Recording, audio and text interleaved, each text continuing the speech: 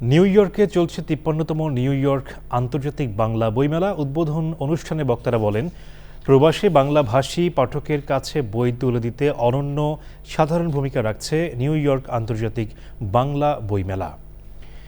New York থেকে রাশেদ আহমেদের পাঠানো তথ্য ভিডিও চিত্রে লাইলা নওশিনের রিপোর্ট।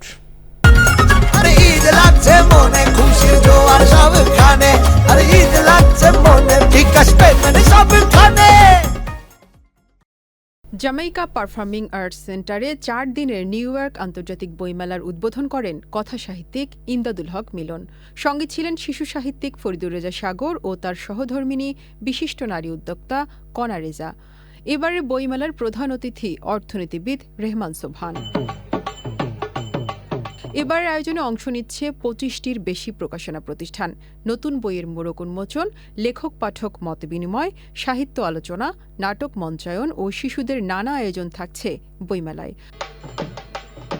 উদ্বোধন অনুষ্ঠানে স্বরচিত কবিতা পাঠ, আবৃত্তি ও সাংস্কৃতিক আয়োজন উপভোগ করেন অতিথিরা। স্বাগত জানাচ্ছি এবং এই মেলার কর্মসূচিতে আপনারা ব্যাপকভাবে অংশগ্রহণ করবেন সেই আশাবাদ ব্যক্ত করছি।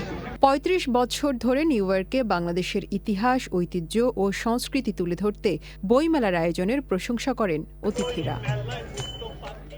মুক্তধারা ফাউন্ডেশন আয়োজিত ৩৫তম নিউ ইয়র্ক বইমেলার শুভ উদ্বোধন ঘোষণা করছি। বাংলা সাহিত্য ও সমাজ চিন্তার ২ কিংবদন্তি শামসুদ্দিন আবুল কালাম ও মহাশ্বেতা দেবীর জন্মশতবর্ষে শ্রদ্ধা নিবেদন করা এবারের বইমেলার বিশেষ আয়োজন। লাইলা নওশিন, চ্যানেল আই।